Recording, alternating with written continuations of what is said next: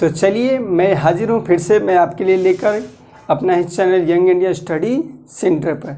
तो मैं आज आपको हिस्ट्री पढ़ाने जा रहा हूँ। हिस्ट्री का टॉपिक क्या है? Royal act. रॉयल एक्ट के बारे में रॉयल एक्ट के बारे में क्या करूँगा मैं आज आपको बताऊँगा। क्लियर ना? तो मैं हूं आपका प्यारा सा साथी पंकज कुमार।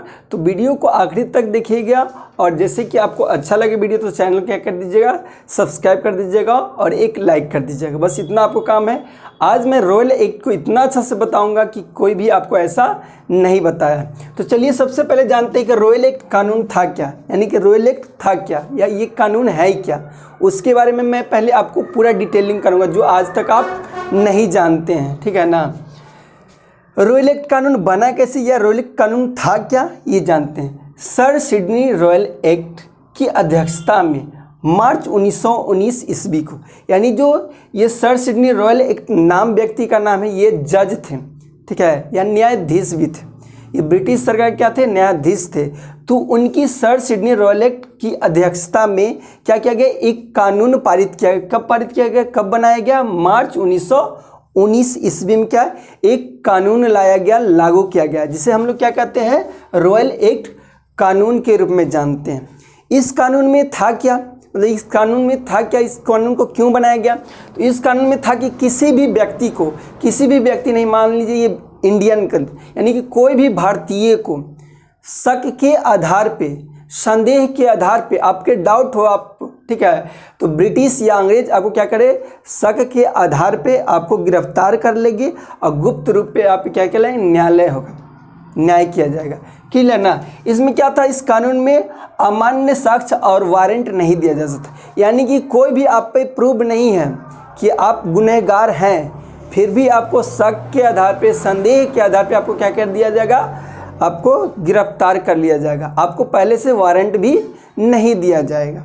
क्लियर ना? यदि आप इसमें क्या हुए, अब गुनहगार साबित हो के आपको पकड़ लेते हैं, ठीक है, रॉयल एक्ट कानून के तहत, तो आप कोई भी वकील नहीं कर सकते हैं। जैसे कि अभी गुनहगार यदि हम किसी तरह केस में फंसते हैं, क्या करते हैं? वकील को करते हैं कि हमारा केस लड़ेंगे, लेकिन उस समय क्या आप कोई भी वकील नहीं कर सकते थे। फिर दूसरा क्या है? कोई भी दलील भी आप नहीं दे सकते थे, यानी होता है ना, पेश करते, दलील पेश करना कि हमारे पक्ष में बोलता है कि नहीं ये गुनहगार नहीं है, ऐसा साक्ष्य कुछ देना, तो भी आप नहीं कर सकते थे। नेक्स्ट क्या था?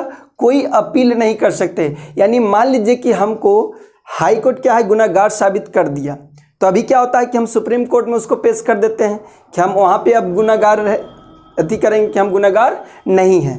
वहाँ पे भी हो जाता है क्या, आखिर में राष्ट्रपति को कर सकते हैं, लेकिन उस समय नहीं था रॉयल एक्ट कानून के समय। तो रॉयल एक्ट कानून क्या है?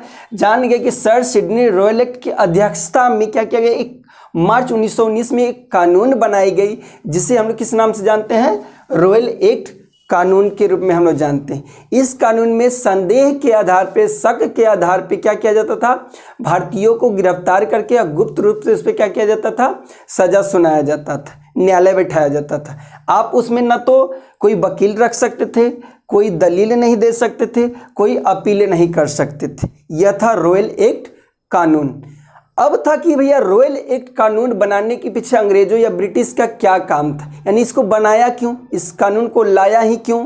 तो जानते हैं कि कानून का उद्देश्य क्या है, यानी कि रॉयल एक्ट कानून बनाने का उनका काम क्या था, क्या कारण था जो वो रॉयल एक्ट कानून बनाए। पहला था क्रांति का दमन करना, यानी जो भारतीय जो प्रथम विश्व युद्ध हुआ था उसके बाद भारतीयों में क्या हुआ था? जुनून आ गया था, देश आज राष्ट्रवादी भावना पनपने लगा था, राष्ट्र की भावना पनपने लगा, राष्ट्र के प्रति लगाव होने लगा, प्रेम होने लगा। अब क्रांति लोग करने लगे देश को आज़ादी करने के लिए। अब जो क्रांतिकारी थे उनको रोकने के लिए, दमन करने के लिए, उसको उनको कैसे हो दबा देना है, इसके लिए ये कानून को बनाए थे अंग्रेजों लोग ब्रिटेन में। वो चाहते थे कि कोई भी क्रांति ना हो, ये था इस कानून का उद्देश्य। नेक्स्ट है भैया रॉयल एक्ट का विरोध, यानी भैया ऐसा ये कानून है, देख रहे हैं कि आप इतना आप किसी तरह का आपको हक ही नहीं है इसमें बोलने का, ठीक है। तो इसी कारण से इसको महात्मा गांधी क्या कहे हैं? काला कानून भी कहे थे, क्योंकि महात्मा गांधी ने इसके प्रति बहुत ही दुखी थे, इसलिए क्या कहते इसको? काला कानून भी कहते। अब देखिए इसका विरोध भी हो, भारतीयों ने जब ऐसा किया जाएगा, आपको शक के आधार पर आप जबरदस्ती पकड़ के डाल दिया जाएगा जेल में, आपको उस पर कुछ भी नहीं बोल सकते, जितना समय तो उतना देर जेल में आपको डाल सकता है। अब क्या हुआ, भारतीयों ने इसका विरोध किया, भारतवासी जितना भी नागरिक थे क्या किए, विरोध किए।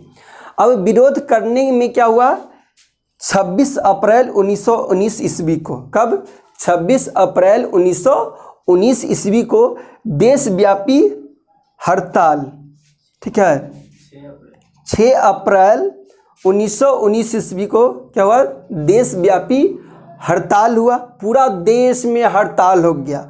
उसी दिन हम लोग राष्ट्रीय अपमान दिवस के रूप में भी मनाए थे, ठीक है ना, 6 अप्रैल 1919 को ही हम लोग क्या मनाए थे, राष्ट्रीय अपमान दिवस।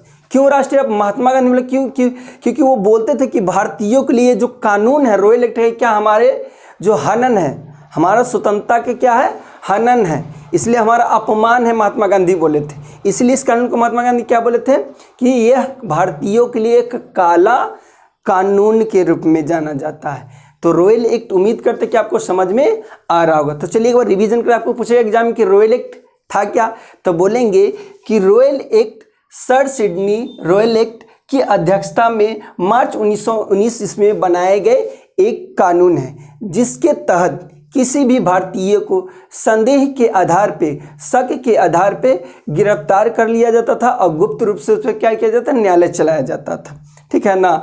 इसमें किसी भी व्यक्ति को अमान्य साक्ष्य और वारंट नहीं दिया जाता, अमान्य साक्ष्य पे क्या किया जाता था, उनको गिरफ्तारी कर लिया जाता था।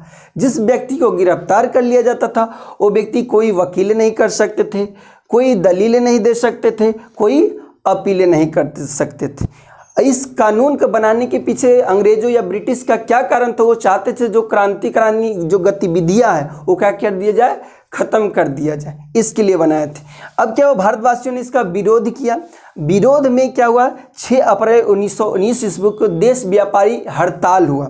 उसी दिन महात्मा गांधी ने क्या बोले, राष्ट्रीय अपमान दिवस के रूप में भी मनाएंगे, क्योंकि भारतीयों के क्या है, ये अपमान है ये कानून, इसलिए इनको क्या कहें, काला कानून भी कहते हैं। अब क्रांतिकारी इतना भड़क गए थे ना, इसी कारण से क्या हुआ था, आपको जलियांवाला बाग हत्याकांड। तो नेक्स्ट वीडियो में मैं आपके लिए लेकर हाजिर रहूँगा जलियांवाला बाग हत्याकांड। तो आखिरी तक उम्मीद करते कि आपको समझ में आ गया होगा। तो दोस्तों को भी इस वीडियो को क्या करिए, शेयर करिए ज़्यादा से ज़्यादा, और अभी तक चैनल को सब्सक्राइब नहीं किया तो चैनल को सब्सक्राइब के लिए। आज के लिए इतना ही, जय हिंद जय भारत।